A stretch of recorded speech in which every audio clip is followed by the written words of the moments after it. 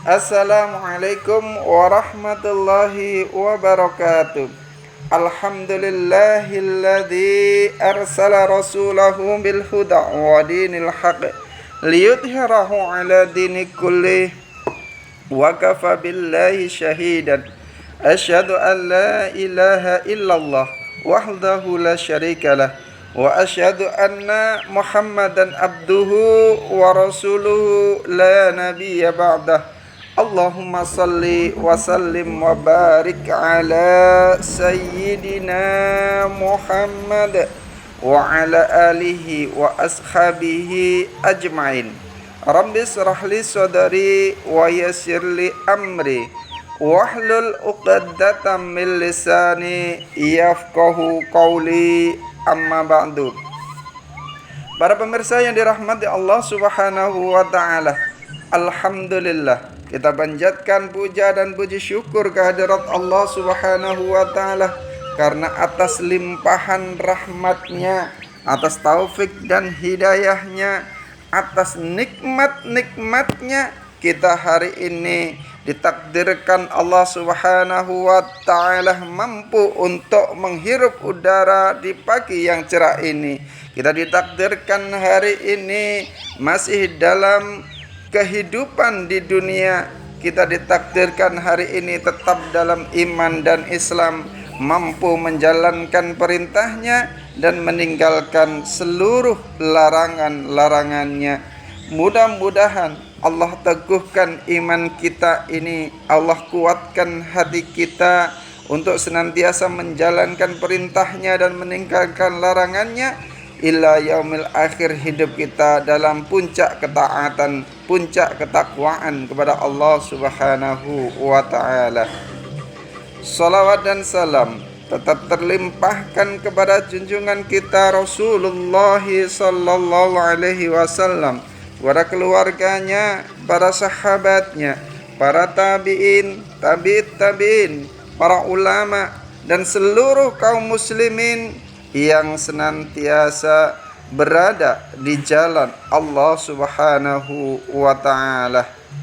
Para pemirsa yang dirahmati Allah Subhanahu wa taala, di pagi yang penuh berkah ini, di pagi yang cerah ini, kita dipertemukan Allah di agenda ngabalis, ngaji bareng Al-Kais. Mudah-mudahan pertemuan kita menambahkan rahmat kita, menambahkan hidayah kita, menambahkan kebaikan kita dan amal saleh kita, sehingga kita semakin hari semakin bertakwa, semakin hari semakin senantiasa meningkat ketaatan kita dan ketakwaan kita di hadapan Allah Subhanahu wa taala. Para pemirsa yang dirahmati Allah Subhanahu wa taala, keutamaan pahala orang-orang yang senantiasa melakukan kebaikan, lebih-lebih puasa di 10 hari awal di bulan Dzulhijjah, itu sangatlah luar biasa dan sangat luar biasa juga. Bahkan diceritakan dari Aisyah, Al-Faqih menuturkan dari ayahnya, dari Muhammad bin Ghalib, dari Atha, dari Ummul Mukminin Aisyah radhiyallahu an, beliau Aisyah pernah berkata, anna sabakana sahiba sima'in wa kana idha hala hilalu dhil hijjati asbaha sa'iman fartafa'al hadithu ila nabiyya sallallahu alaihi wasallam fa arsala ilaihi fada'ahu.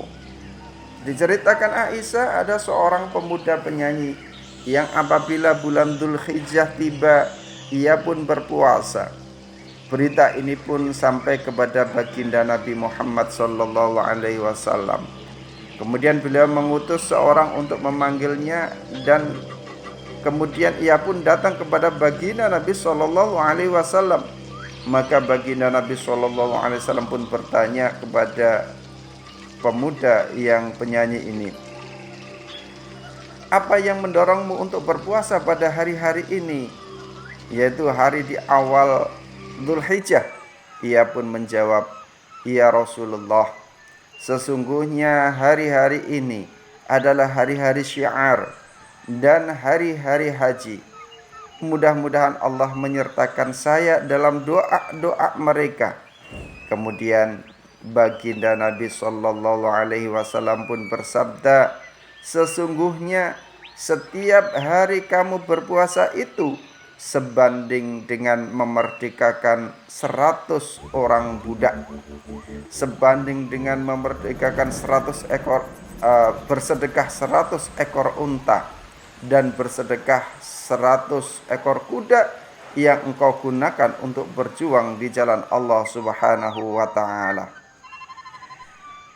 Rasulullah pun melanjutkan dalam sabdanya, bila kamu berpuasa pada hari Tarwiyah pada tanggal 8 Dzulhijjah, maka kamu sebanding dengan memerdekakan 1000 budak, bersedekah dengan 1000 ekor unta, dan bersedekah dengan 1000 ekor kuda yang kamu gunakan untuk berjuang di jalan Allah Subhanahu wa taala.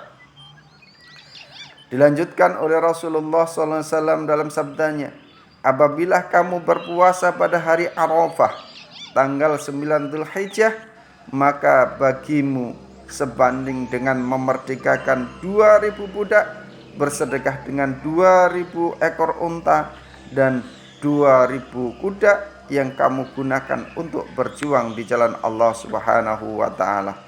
Kemudian Rasulullah pun menyampaikan kepada pemuda itu, puasa pada hari Arafah itu sama dengan puasa 2 tahun, 1 tahun sebelum hari itu dan 1 tahun sesudahnya.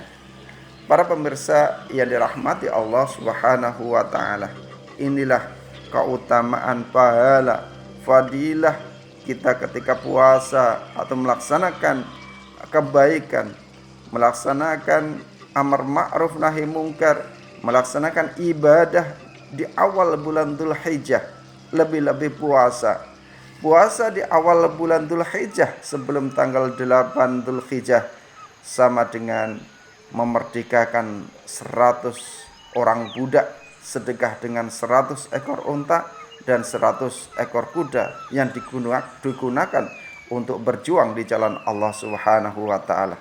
Sementara ketika 8 Dzulhijjah atau yang disebut dengan hari Tarwiyah, pahalanya sebanding dengan bersedekah atau memerdekakan 1000 budak, bersedekah 1000 ekor unta, dan bersedekah 1000 kuda yang digunakan untuk berjuang di jalan Allah Subhanahu wa taala. Lebih-lebih yang lebih utama adalah puasa di 9 Dzulhijjah, yaitu yang disebut dengan hari Arafah, ketika kaum muslimin yang haji berwukuf di Arafah, maka yang tidak haji disunahkan untuk puasa Arafah, yang keutamaannya sebanding dengan memerdekakan 2000 budak, bersedekah dengan 2000 ekor unta dan 2000 ekor kuda yang digunakan untuk berjuang di jalan Allah Subhanahu wa taala. Tidak itu saja, puasa hari Arafah juga sama dengan pahalanya puasa 2 tahun berturut-turut, yaitu 1 tahun sebelum hari itu dan 1 tahun sesudahnya.